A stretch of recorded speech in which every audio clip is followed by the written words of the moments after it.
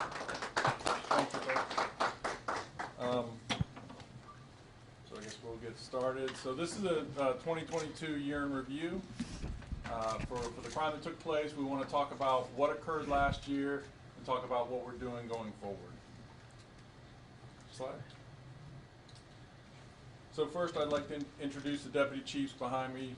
Deputy Chief John Hayes over Patrol Services, Deputy Chief Victoria Pearson, who is out today, Deputy Chief Sidney Collier, who's in charge of our support services, and Deputy Chief Albert Stokes, who is our Deputy Chief in charge of business services. Next slide.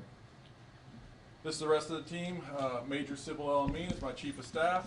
Major Ronnie Armstead is in charge of support services. Major Darrell Goins is in charge of business services. Acting Major Don Davenport is in charge of patrol services. And Director Spencer Cochran is in charge of special projects. Next slide. We've been getting a lot of interest on our officer-involved shooting that took place earlier this year. I wanted to give the community an update on some of the facts and identify the officer involved. So after a security review, we're going to announce that the officer who was involved in that shooting is Sergeant Cody Adams. He has been with the Richmond Police Department since 2014. He's currently a sergeant serving in the 3rd Precinct and is also a member of our police SWAT team. Something else that I couldn't discuss initially because the search warrant was sealed, Commonwealth's Attorney's Office has unsealed the inventory from what was seized from the house. So I spoke about the gun that the suspect had at the time. What I was unable to discuss last time was what was actually seized from the house pursuant to that first search warrant. So we had 1,300 grams of cocaine, 140 grams of pressed fentanyl pills, 28 grams of powder fentanyl, 6 pounds of cannabis, 1 tactical shotgun, 1 AR rifle, 2 AR pistols, 2 regular handguns, and a total of 5 magazines. So 7 guns all in all, 1 from the suspect that was in his hand at the time of the shooting, and then 6 that were seized pursuant to that first search warrant. And now we'll move into the crime for 2022. So some of the benefits we had last year, some of the good things we can talk about is a significant reduction in murder. In 2021, we had 90 murders. Last year, we had 59, so that's a 34% reduction. We also saw great strides in robberies, so for a 17% reduction in robberies. We did have an uptick in rape, aggravated assault, and robberies of commercial, but overall, we were flat in violent crime. If you go to the next slide. So one of the things I did want to talk about was non-fatal shootings, and it may seem counterintuitive to have a great reduction in murder, which the vast majority of our murders are involving firearms, while seeing more victims of gunfire. So so that's up 5%. If you go to the next slide, we'll talk about some of the plans we put in place for the 4th quarter. So we were on track to have a much higher increase in non-fatal shootings. We're in the double digits. But through the work of in the final quarter, we had a 12% reduction in non-fatal shootings, which got us to that point of a plus 5%. But we were on track for much higher. If you go to the next slide, we'll look at multiple shooting victims. In 2022, we had 33 incidents involving 80 victims. We had 1 shooting on Broad Street that you may remember, where we had 6 individuals shot and wounded. We had another shooting on Broad Rock Boulevard in South Richmond, where 5 people were shot, and we had multiple triple and double shootings as well that led to that number. So you could have 33 incidents with 80 victims. And last year we had 33 incidents with 68 victims. So that kind of shows where we're seeing the uptick in those non-fatal shootings. You go to the next slide. Whenever I go to community meetings, I mention this, and I realize that many people in our community are unaware of this auto sear, or what's commonly referred to as Glock switches. This is a small device that you can put on a normal Glock handgun, and it turns it into, if you can see the back part right there, it turns what is semi-automatic pistol into a fully automatic pistol. So these devices are in circulation. They're illegally, they modified the gun. They can be plastic. We've seen individuals printing those on 3D printers, and we've also seen them in metal. And it turns that pistol into, like I said, a fully automatic gun. We've seized 12 of those this past year, and I fear that we're going to seize more. If you go to the next slide. This is an example. This was an arrest that we had in 2021 where our officers encountered this individual, Marquise Bowman, age 23 of Sandston. He was arrested after a traffic stop with these items. And if you see that Glock firearm, on the back of that Glock had a auto sear on it, or a switch, and a large drum magazine. And he was arrested for the possession of those weapons and sentenced to 92 months in federal prison. The ATF adopted that case for us after the traffic stop.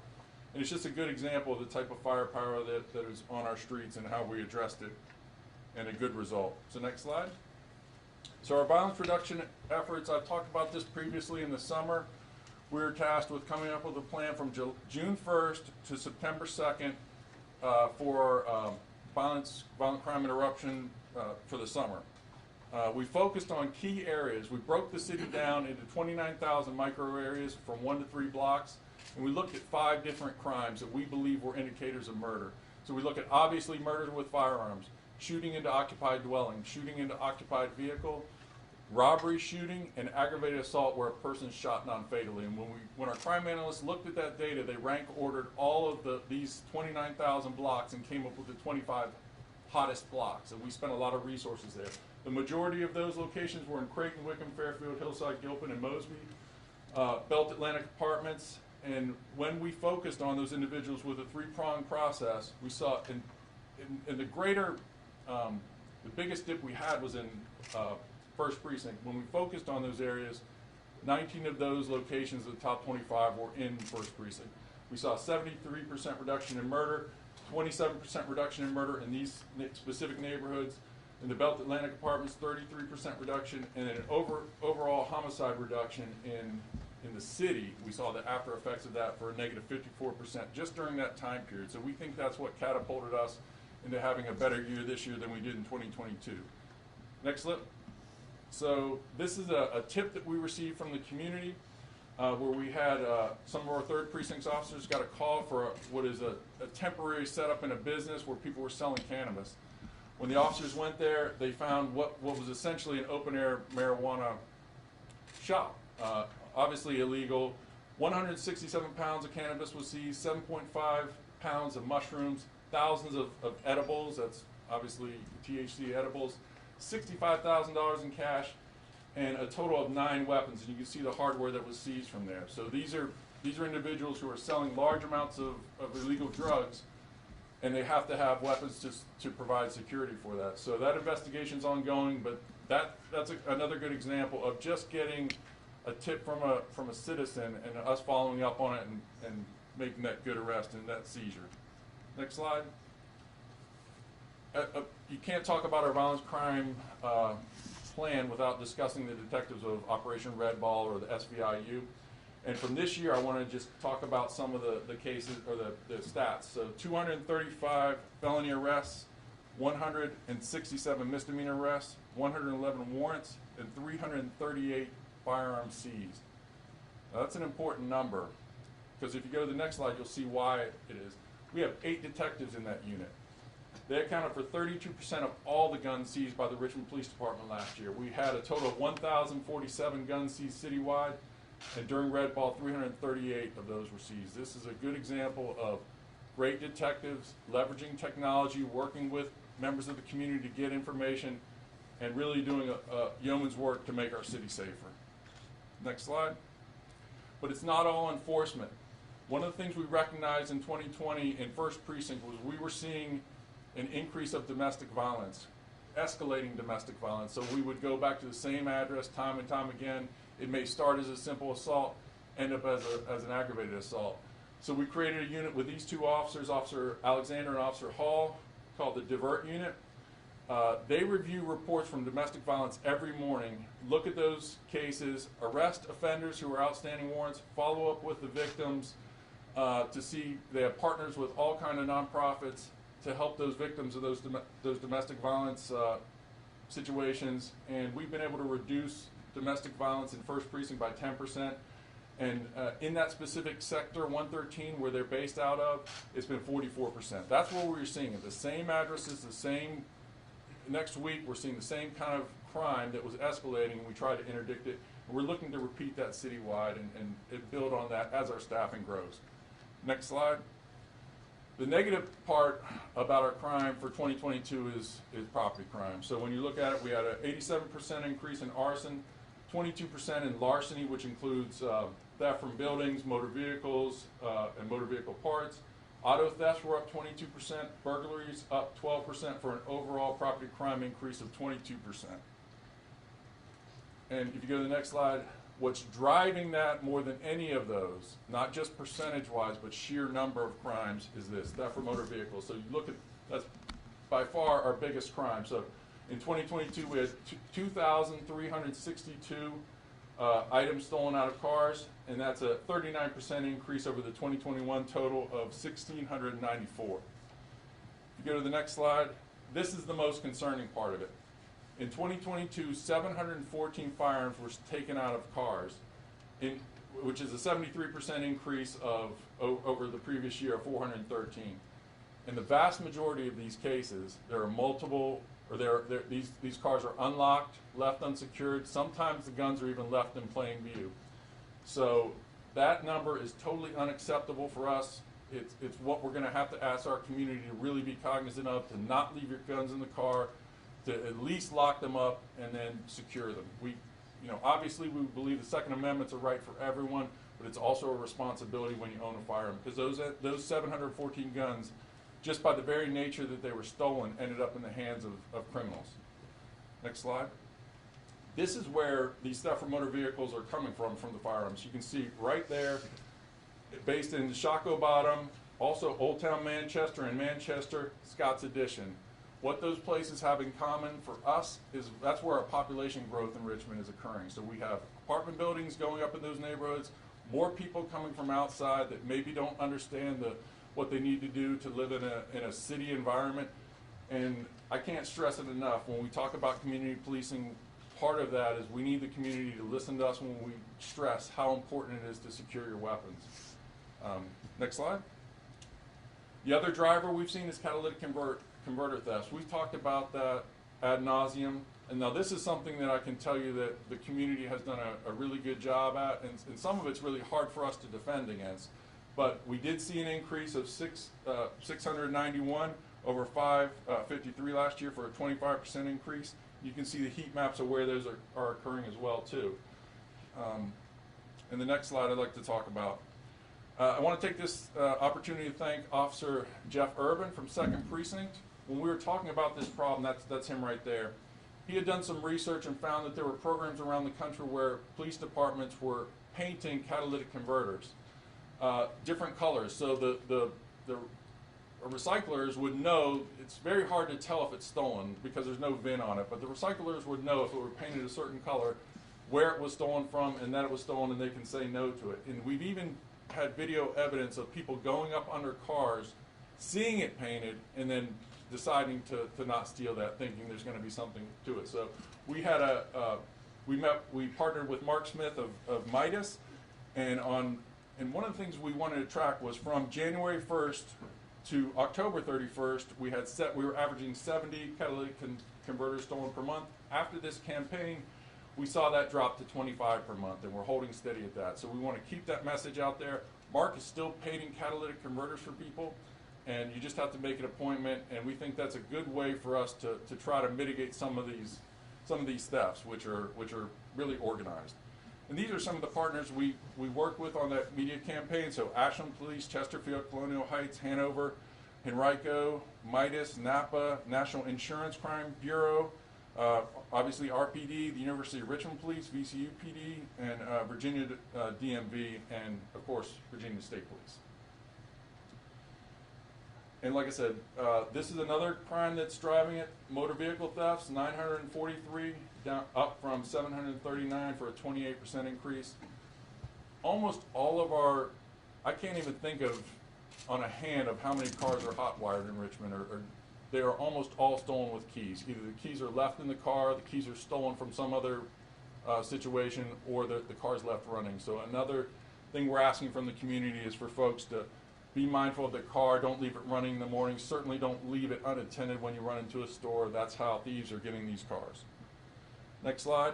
We partnered with these other agencies too for the Love My Ride auto theft prevention campaign. One of the things I hammered home in July is that auto theft isn't just about stealing a car. One of the things we see is that violent offenses are used often when with a stolen car. So it's not just that someone's stealing a valuable asset of yours. It could be used in a much more dangerous crime. Next slide. I just want to give a shout out to our Special Operations Division.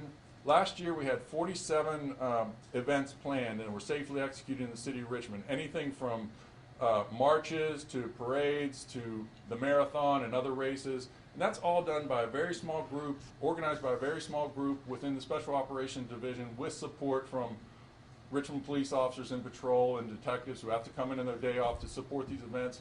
But we know it's important for our city to have events, and we're happy to support it. We already have 38 commitments to date in 2023, and I won't be surprised if there's many more after that. Next slide. So this is the community response team. These are individuals that was launched on August 15th. It's a partnership between the RPD and Richmond Behavioral Health, where we partner a sworn police officer with one of our certified clinicians from RBHA. They respond to mental health calls for service. It's an alternative to arrests, and they provide wraparound services. So they responded to 227 calls. 92% of those calls involve those officers not making an arrest, but connecting those individuals to other resources. So it's a fledgling program. We hope to be able to expand it to other teams. Right now there's 2 teams, but we'd love more. We think the program is working, and it's saving some of the patrol officers on the street from having to answer those calls they would normally be dispatched to. So next slide. So for the overall, all of our crime, when you combine property crime and violent crime, it's our major crime rate, which is up 19%. Next slide. So this is a time where I want to look ahead for what we're doing in 2023. So next slide. In October, we created a new mission statement for RPD. I'll let you guys read that. But that is something that I thought was important for us to give our officers guidance on what we expect from them. And on that same vein, if you go to the next slide, we'll talk about the RPD core values, and I'll read these. The first value, in no particular order, is employee health, wellness, and morale. We can have all the great plans we want, but if we don't have our officers feeling comfortable and excited and motivated to do this job, it's not going to matter. Rebuilding trust and legitimacy. That is one of the most important things I can say too, because the community has to view their law enforcement as legitimate. If not, we're going to be viewed as an occupying army. We're not going to get people to talk to us. We're not going to get our ability to get our message out there, and we're not going to be able to solve crime without the help of the community. So we have to be viewed as legitimate, and part of that is being transparent and open and making sure we treat everyone with dignity and respect. Secondarily, third, the public safety through community engagement. And you'll see some slides on that in the future. One of the things we started in the summer gun violence program was community engagement, pop-ups. Many of you attended some of those events. Those are great opportunities for our officers and other city agencies and federal and state agencies to come in and meet our public where they are when there's not crime scene tape up. That's so important for us to be able to forge those relationships when there's not a tragedy that has just occurred. Innovation through technology, and we'll talk about that a little later as well. But we know that we're short-staffed. We're authorized for 755 officers. Right now we have 606, and we're trying to build that back. But in the meantime, we need to leverage all the technology we can to make our officers more effective and more efficient. And then finally, community policing through strategic planning and evidence-based research. That's what we're continuing right now, looking at the data, putting our officers in the places where they're needed the most at the right times, and that's not only the best way for us to police when we're short-staffed, it's the fairest way. Next slide. So, obviously, it's no secret that we lost a lot of officers to surrounding jurisdictions and who left the profession in general. One of the things we're pushing is to get some of those officers back. It's a very simple process for them to be rehired with us, whether they left and went to another police department or whether they're coming from the private sector after leaving us. So we have 11 of those officers back. I just signed off on 2 of them last night, for 2 more to come. There's 2 more in the pipeline. So we're calling these individuals, telling them that this is a great place to work, that the Richmond Police Department's back, and that we're going to start winning again. And we're getting those officers excited. The benefit of that is we still need to hire the recruit classes. We still need those young folks coming out of the military, coming out of college to be the next generation of the police. But that's not going to catch up to us. That's going to take 8 months before they're able to really hit the streets. These are folks that know the city of Richmond, that have policed here, that aren't going to be, that we know them, and we can put them in the right position to be successful. And after 2 weeks of recertification training, they're back patrolling our streets. So I'm pleased to announce that, and we're hoping for many more of our returning officers. Next slide. We had a great group of individuals graduate the 125th basic recruit class. Really interesting and diverse backgrounds of all of them. Really cool stories, and we're going to have one for you next. For Hamid, we're playing with the community club today. Glad to be here. Enjoy playing soccer. Enjoy being here. It's been a hell of a journey. Wait until the graduation day so I can get back to the community that has been supporting us. This is what it's all about. It's the love and support that we get. It's a beautiful. I haven't even graduated yet, and I already see it, the bound that we have as a family. Whether it's a police officer that teaches a class, an instructor, or a recruit, it's a great family bonding. I didn't grow up in the U.S. I'm from Iraq. I was born and raised in Iraq. Lived in a few different countries. No place have felt like home to me, just like Richmond City has. It has given me so much. It's time for us to get back to our community. It's all been love and support. Everybody's like, oh great, you're gonna graduate, you're gonna be in the police academy. What police do you want to work in? Everybody, the community, the friends, everybody's like, what police? Where are you gonna work? So we can talk. So far, we've seen great support from our leadership and from our community. On top of that, the race that we got a few months ago, that was amazing. I highly recommend Richmond City. So that goes to my philosophy with all of our officers, even the recruits. We're all recruiters, and we're constantly talking with people, whether they're former RPD or whether they're in the community, whether they're doing a job that maybe they're just not really happy about and they want to change. Call us. We'll give you a mission. We'll give you a purpose. You will find fulfillment in this work. It's meaningful work and it's honorable work when it's done properly. So next slide. To speak to that, we have a couple of openings. It's not just, you don't have to have a badge and a gun to fight crime in our city. So we're hiring crime analysts. They're the detectives who help our sworn personnel be more effective and more efficient. We're also hiring a director of technology. Like I said, we want that person. If anyone here knows someone who's a great IT person that wants to be a part of a great team, call us, because we need that. We need to leverage all the resources we can to be more effective. Next slide. Celebrating cultural diversity. One of the things when I talk to the recruits, the 12 that we just hired, the 12 that are in there now, and the ones that we just hired, is one of the reasons they chose Richmond is it's not only a diverse city, but we're a diverse police department. So we have police officers from all walks of life. It's a great environment, and we celebrate it. So this is some of our personnel, like I said, playing soccer. Next slide. This is the Native American dance celebration that we had with some of our Native employees. We did a Spanish language event for greetings for the holidays, and then we attended the Virginia Asian Chamber Gala. Deputy Chief Hayes was there and had a great time. Uh-oh. Sorry about that. All right. I'd also like to take this opportunity, if you go to the next slide. Oh, all right, I'll let that go. So sorry. That's where it was. I thought it was, the Lord telling me something. So I was like, is everyone else hearing that? Anyway, so we've assigned a new LGBTQ plus community liaison, Captain Kim Mooney. She currently is working in our DRO, but she's taken on this assignment, and this connects to our LGBTQ plus community for public safety and other events. She's going to build relationships with that community and be a go-between for us and that community that is sometimes felt marginalized by law enforcement. And we've had that position for a while, and we're excited to see what Kim's going to bring to it as well. Next slide. We also have an Asian Pacific Islander community liaison. That's Officer Fawn Hansoon. She's the same kind of scenario. She has a direct connection with that community that as we may know, has suffered tragedies in California recently with the mass shootings, and that is a community that is that needs a tight bond with law enforcement, and we're looking to be that great partner. Next slide. Something that we talk about, the core values, morale is a big key of that, and I always take the opportunity to thank City Council, the Mayor, the CAO for getting the Richmond Police Department pay raises. That's important. We have to be competitive with pay.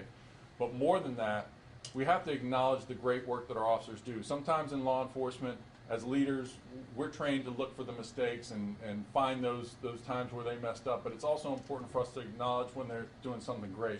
So this is something we do with quarterly awards, the Officer of the Quarter, the Problem Solver of the Quarter, and the Sergeant of the Quarter. We've been acknowledging that great work on a quarterly basis, and it's really important to get that recognition to those individuals, as well as get them in front of their families and to be shown the awesome work that's occurring. And secondarily, we had a RPD Salute to Excellence earlier in the year. So that's where we had 100 sworn and civilian honorees there. The mayor was there, and it was just a great event for our troops. Next slide. And some of you were in attendance at the Valor Awards, the 100 Club that sponsors the RVA Valor Awards. I can just say that, you know, that was the first time I was giving awards to our officers in my current role, and I couldn't have been prouder of some of the stories of heroism that was shown that day. And to those of you that were there, it was incredible stories. It actually almost made me think, you know, some people looking at it might not want to come to Richmond, because it showed the dangerous situations that our men and women put themselves in every day and risk it all in lives, not just for each other, but for this community that they love so much. So very proud of them. Next slide. I'd also like to announce we had a Chaplains Faith Leaders Academy this year. That's 8 weeks, and we got 10 community faith leaders to join us. They were graduates of that academy. They not only help support us internally when we have a tragedy, which we've experienced, to support our officers, but they respond out to homicide scenes with us and can lend support to the grieving families and victims, and are such a great liaison to us to the community as well. So and here are some of the churches that they represent, and we're just so proud of those individuals, and we hope that we can find even more, because it's such a positive program. Next thing we want to talk about is our community walks. We just completed one earlier this week in Sector 313, and we have the rest of these 4 planned per sector. So this is an opportunity for us to engage with the community, talk about crime trends. In Sector 313, the crime trend that we discussed with the community was package theft. They were experiencing a lot of package thefts, and we were able to talk about ways they can mitigate that. But it was just a great opportunity for us to engage with our community, like I said before, without a tragedy occurring first. So we're always looking for those opportunities. Next slide, the Citizens Academies. We graduated the 34 Citizen Police Academies. Not only is it beneficial for us because we get to sell our message and people get to know what policing's about, but some of these individuals are going to serve on our accident review board, on our use of force review board internally. And with that, they have an understanding of what policing is. So they go through training, they go through ride-alongs, and again, that's where we're looking to recruit folks to say, hey, this is what the Richmond Police Department's about, and if you're interested, please join us. So we thank Donald Cook for really organizing that. He's done an excellent job. Summer pop-ups, many of you have attended those. This is the first one we had at Belt Atlantic Apartments. Are you dancing there, Ronnie? Go back. Oh, yeah, I think you're in the middle of a dance, but all right, sorry about that. Next slide. This is Mosby Court, another great event for us. If you go to the next slide, this is Gilpin. We had a tremendous turnout in Gilpin as our 3rd one, and the word really got out there, where it was just packed with people. It was so successful that members of the city wanted to see us attend a pop-up in our Latino communities, so we picked Southwood. So we picked this location and engaged with a community that sometimes might be a bit fearful of law enforcement. And it's a great opportunity for us to sell our message, to explain why we're there, that we're the police department for everybody, regardless of what your passport says, regardless of where you're from. We want these individuals to call us and partner with us so that we can make Richmond safer. And it was just awesome dealing with the kids there. And then finally, we ended with Ann Hardy Park, where we had a trunk or treat, another awesome opportunity for us to engage with our community and have a great experience. So, next slide.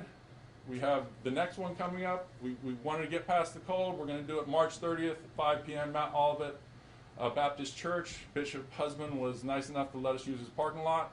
So we're going to have that date, and we'll release that to the media, and everyone's obviously welcome to come there. This is a neighborhood that is experiencing some challenges and growth, and we're focusing on that area to try to make it safer for folks.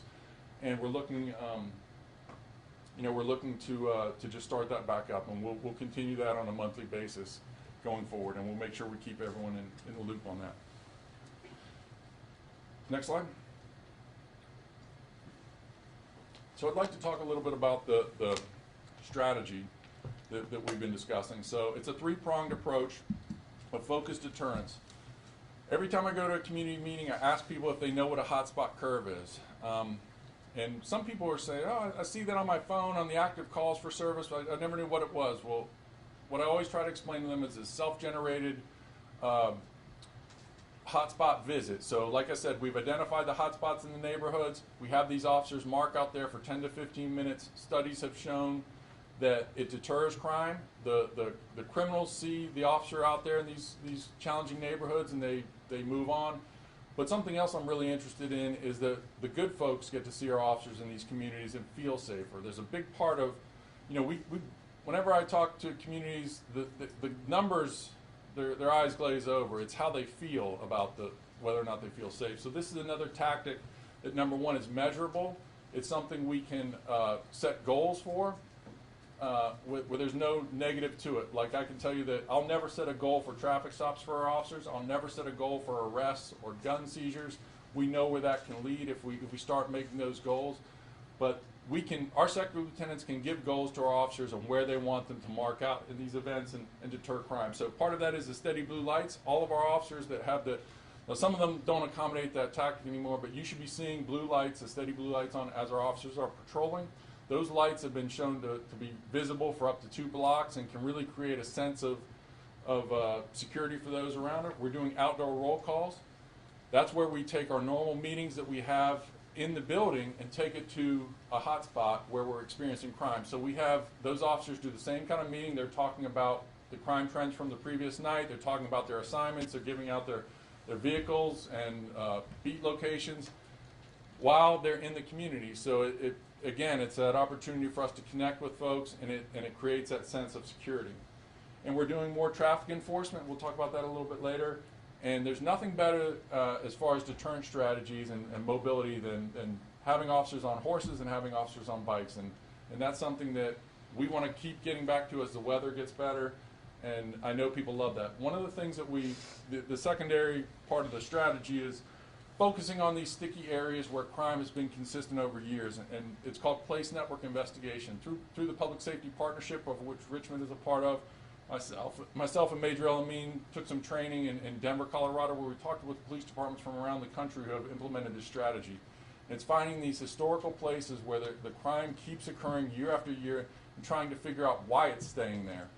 So we're working on that. Each precinct has selected an area, and we're hoping to make some results in that. And then when you look at it, you realize why the crime's there, the convergence settings, comfort spaces, what makes criminals feel comfortable in that area versus another area, and also what's a corrupting spot. So if there's an issue there involving a certain business that may be allowing drug dealers to set up shop in the business or something like that. Some of the reason why that area is consistently a problem, and we're working on that.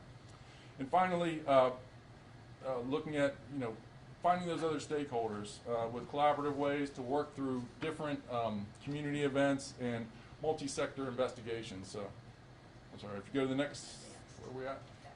All right. So focused deterrence. This is, like I said, this is just examples of what we're talking about. I've already reviewed that.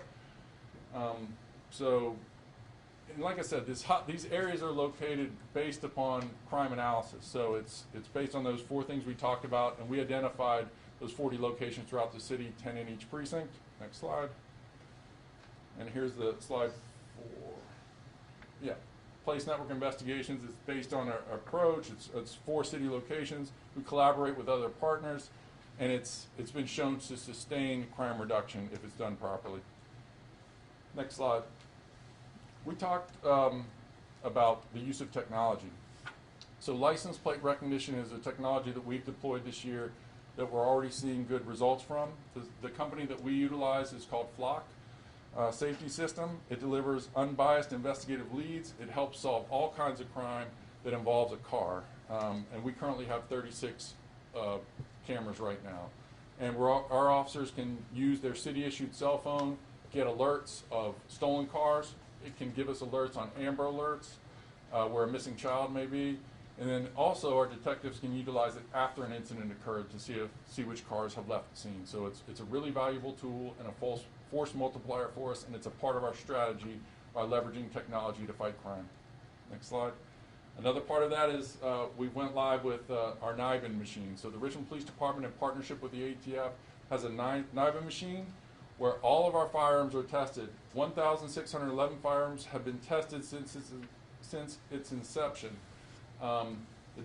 It takes days to get them back, not even, where if we were to send that to the Department of Forensic Science, the state lab, it could come back 4 to 6 months. And by the time you get those leads, and what it is every time a semi-automatic pistol or rifle fires a gun, the cartridge case is ejected. We match the microscopic details on that cartridge case to others. It's almost like a fingerprint and very similar in how it's used. And then it links to other crimes. And I have a pretty good example of that. Many of you may remember we put a press release out on one of our officers in South Richmond being shot at as he was driving by in his police vehicle. They shot into the door, shot out the window. Luckily, the officer involved was not injured.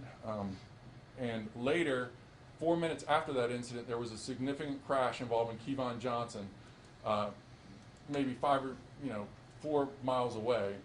And while officers were investigating that, they found a rifle which was consistent with that, with those casings. Within 1 day, we were able to match the casings from the crime scene to that rifle found at the crash scene and link them together. We were able to use that to charge Kevin Johnson with attempted capital murder of a law enforcement officer, use of a firearm during the commission of a felony, and possession of a firearm by a previously convicted felon.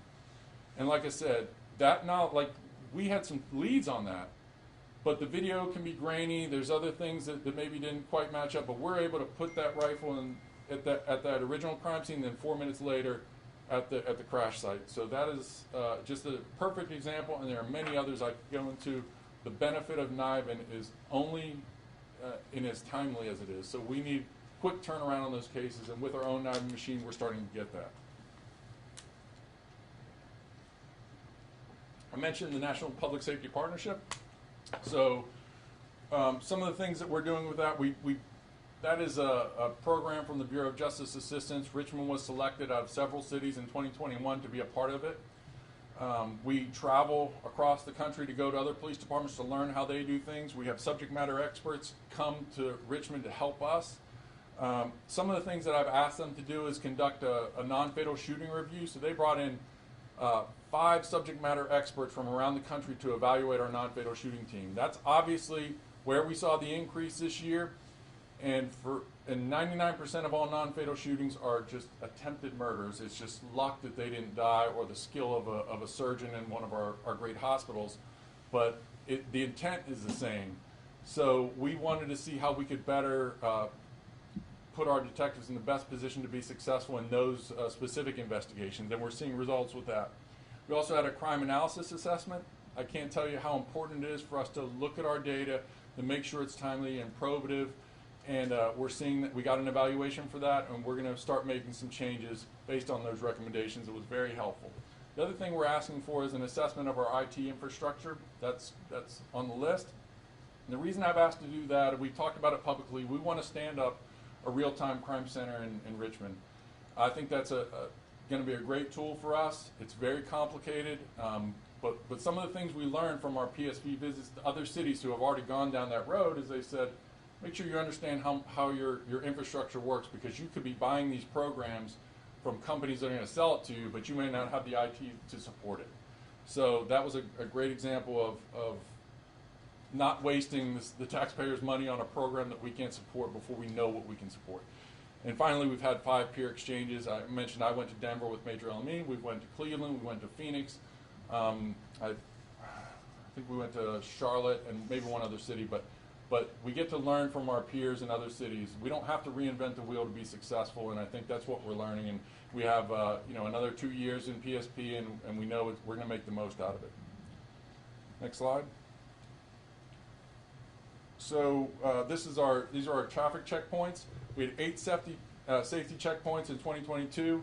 Over 1,500 vehicles were checked, 62 violations of inspection, 8 vehicles were towed, and 128 arrests were based upon that. And it was all based on the high injury network. Again, using the data where our crashes are most significant, and whether it's significant injury or fatalities, that's where we had these safety checkpoints, and we're going to have more going forward. Next slide. On December 17th, we started a traffic plan that's going to be trying to address speed, aggressive driving, pedestrian safety, distracted driving, and impaired driving. Everyone in Richmond knows the homicide number. That's the number we always talk about. It was 59 last year. It was 90 the year before. It was 66 the previous. It was 60 the year before that. We know that number. That's something Richmonders always remember. But one number I don't think is familiar is the folks who die from vehicle crashes. So this year we had a 15-year high of people killed in crashes. 28 individuals lost their lives, including a young girl, 17-year-old girl on Sims Avenue in the prime of her life, died in a crash. So we have a role in that. There's certain roles with lighting and traffic engineering that play a part in that, but the police department has a role in enforcing speeding as well, and people respond to incentives.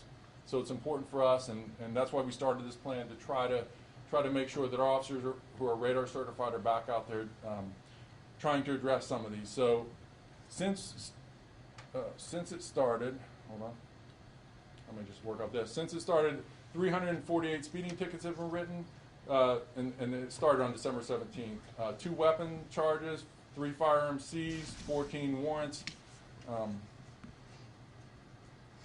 and 6 on-view felonies, 3 distracted drivers, and 84 other offenses were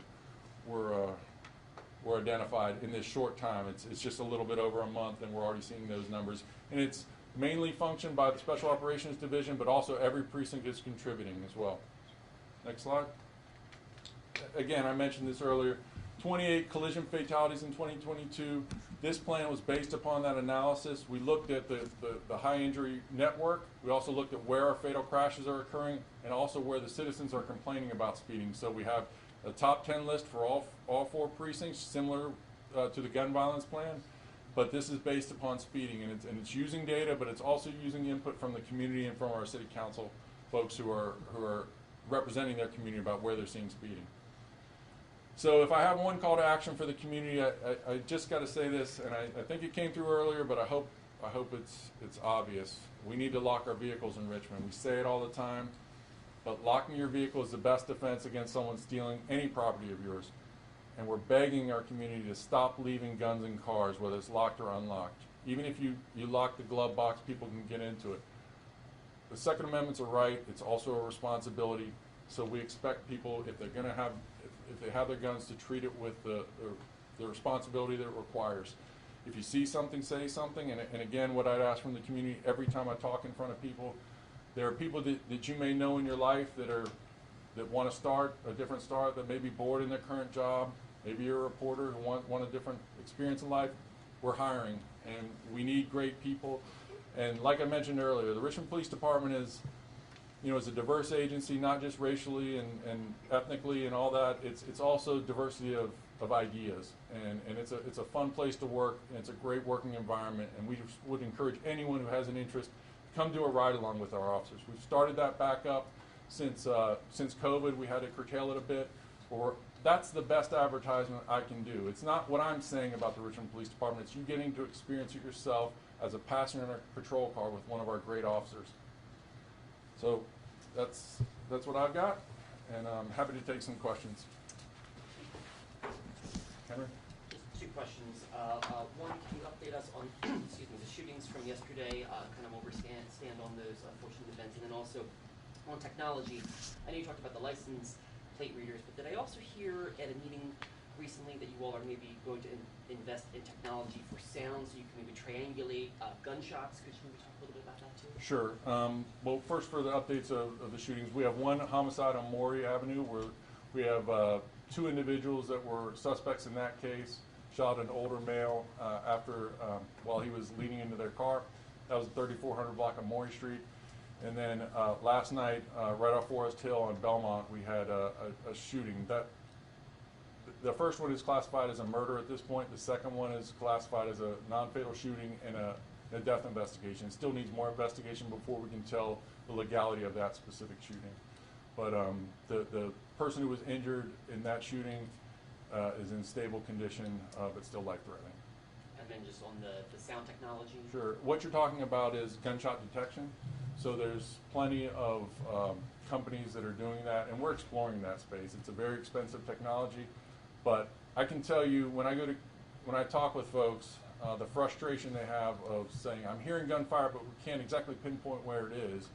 That technology gives you a lat and longitude of where that gunfire is. And the benefit of it is not just that you're able to respond exactly where it occurred. The benefit is that we'll know exactly where those cartridge casings are to put in our NIBIN machine. So many times our officers respond to a scene of gunfire, no one's hit, we don't know exactly where it occurred. The good officers will spend some time looking for it, but not everyone can find the casings. So to be able to go to that exact space, collect those casings, and it may link to another investigation we already have going, and that case might not have leads, but this one could. So it's something we're exploring. It is costly, but we're examining that. Yes. Happy to tell you about my experience with shot spotters sometime. Glock switches. So that was fascinating. First of all, how do citizens help? Second of all, what else can you guys do about them? You know, you talk about a 3D printer, that's kind of terrifying. Yes. You know, where do these people get? Anything you can tell us about those? And then also, just questions about your core mission or your core values and the new mission statement. Particularly, what are you doing to train kind of, you know, from your patrol officers up? Like, how do you get buy-in from those officers on this new revamped mission? And you know, if you have a new mission statement, how'd that come about? Who had the input? If you could shed some light on that. Okay, I'll talk about the Glock switches first. That is something that is very difficult for us to stop on the supply side. They're very easy to manufacture. Like you said, 3D printers. My son has a $300 3D printer that could probably make one. But one thing I would let the community know, and when we arrest folks with them, some of them don't realize it's illegal. It's not only illegal by state law, but every Glock switch we recover on a gun off of an individual, we will present that to the U.S. Attorney and the ATF. We think that federal prosecution for having essentially a hand machine gun is warranted. The concern I have about that is, you know, obviously any gun can kill someone, but almost the worst part about the Glock switches are you may not even want to kill the person you kill. I could be aiming at you and it jumps everywhere. It's not designed to be accurate, so it's not even a good self-defense tool.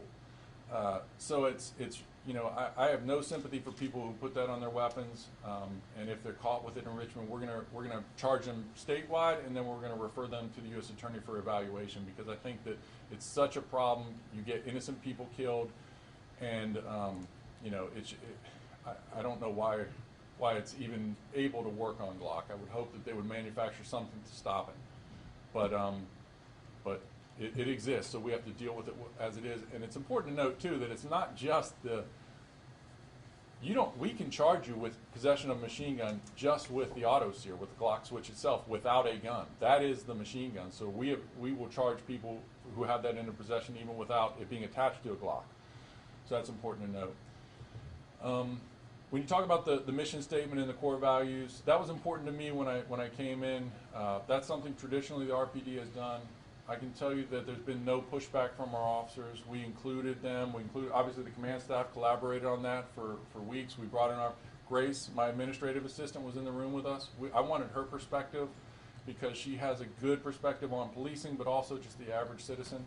And we wanted to do something that was inclusive and that set what we in the Richmond Police Department really value.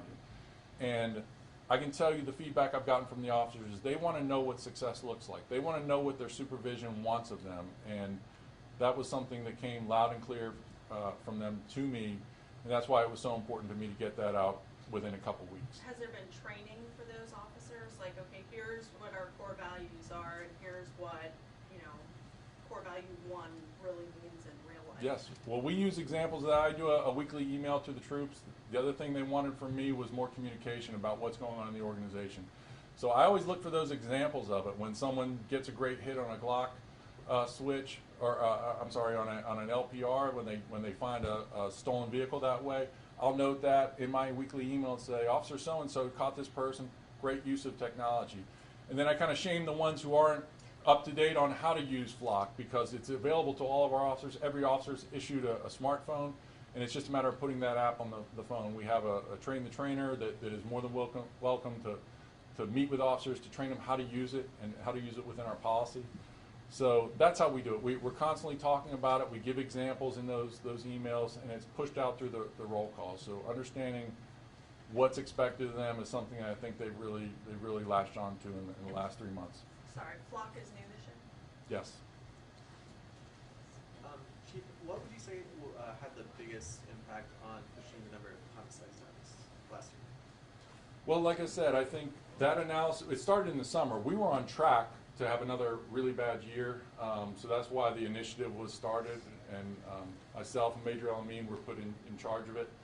And so what we wanted to do is, like I said, look at those data points where we just kind of made that up on our own. What do we think leads to homicide? And it's those 5 crimes we talked about with a gun.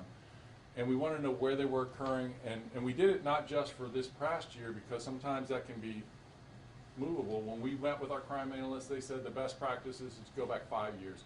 So find those locations, and then what I want to stop is not every officer is going to be a SWAT team member or a homicide detective or even has the interest or inclination to do that, but every officer can participate in our deterrent strategy.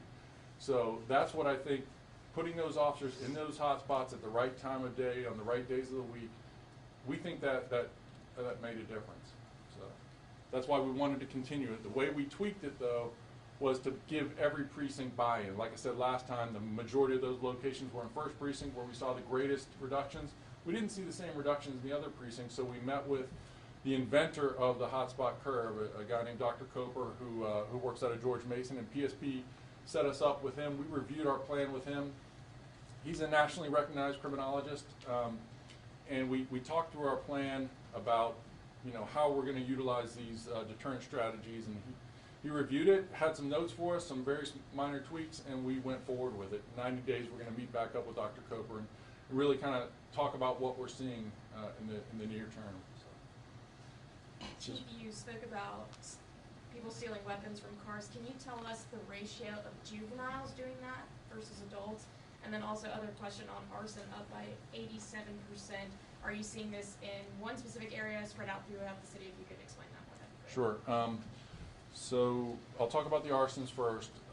That is a big increase for this year, but it's when we look at the threshold reports for 5 years, it's kind of in line. We had a low year last year. We obviously had a big year in 2020, but that's not out of line. It's all over the city when we do the heat maps. There was one individual who did 4.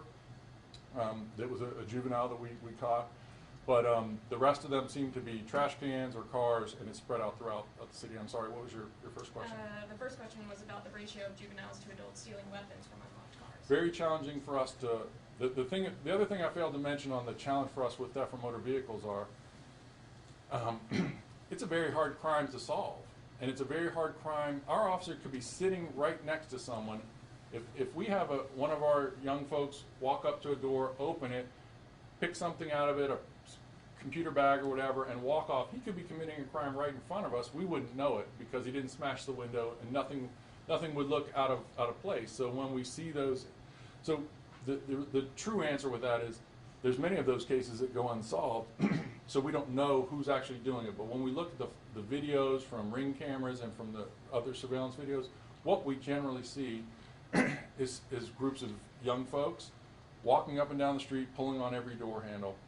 And sometimes we'll see older folks doing it too, but it seems like, you know, several members of the youthful community these are folks that will not smash a window. They're not willing to take that step, but many of them think nothing of the step of just pulling on a door handle and keep walking. So it's very hard for us to tell how many are young, but just anecdotally, I would say it's probably the majority. Because, and the other problem with it is success in that business leads to more success for the thieves. So every gun they take encourages them to, there might be a gun in this neighborhood, and that's where you see, you know, in the previous year, when we did our heat map on theft for motor vehicles and guns, it was the majority were in sector 413. Yeah. So there was a big club called Main Stage, has a lot of people, a lot of folks coming there, and we were just getting hammered with gun thefts there, and that was the focus point now. This year, it's all in the Shaka Bottom. It's bright red when you look at the heat map, and then the other locations where we're seeing large groups of people coming to our city with those new apartments and maybe just aren't used to urban living yet. So, thank you. Anything else? I have another one if nobody else does. That's fine. One more, Just Henry? Chief, you were talking about crime in our public housing courts, and I know Richmond Redevelopment Housing Authority is trying to push forward a plan to have some of its own police force in those communities. What are your general thoughts on that? And I know some of that is also done in tandem with you all, so is there an update kind of where that might stand? Well, I'll leave the specifics to CEO Naismith, but we have discussed it preliminarily. My understanding is that it's going to start with a security company that has worked in public housing communities before, Armed Security, and we look forward to that. We'd love to partner with a professional security company to help maximize resources in those communities. I don't know if he's going. I know that if he were to start up a police department, it's very complicated to do that. But if he does, we're happy to help and support in any way we can. I have, sorry, one more question. You talked a lot about crime analysts, and I'm just curious, you said you're hiring some. Do you already have some in-house? And you talked about them doing things like breaking down micro areas. Just curious about what kind of like continued professional development they do, and where does this, you know, it sounds like a whole bunch of new initiatives or newer initiatives and really just kind of taking a, I don't want to say academic approach, but you're looking at a broader picture of crime, and so where does that come from? Well, we've always had crime analysts and some of the best in the business. The challenge for us is that they often leave. So they get a lot of great experience here, and then they go work in the private sector and make double, triple the salary. So, but we're hiring for crime analysts, and we're also going to be hiring for the crime analyst supervisor. So, and when we do that, again, I'll mention PSP. What I'm going to do is send that crime analysis supervisor and new folks to one of these cities that has a great program already. I know there's one in Milwaukee that I was impressed with, but we'll talk to our partners in the public safety partnership and find the right place to go so we don't have to reinvent the wheel. Some of the recommendations that we found during our assessment was just some things that we can tweak right off the bat, as far as centralizing them, getting everyone in the same room, and as to your point, training and continuing education, because the technology is constantly changing. The records management systems are always changing, so it's important for them to be cutting edge. What do they need qualifications-wise to apply? Right now it's high school diploma, so I don't know if we require a college degree for that, but There's a bunch of postings on our Okay. website, Yep. Bree, that you can check out and get all the details for each of the positions and the civilian roles that are also, we're also hiring for. So thank you, Chief. Thank you. Yeah, Thank you, everyone. appreciate it. Thank you.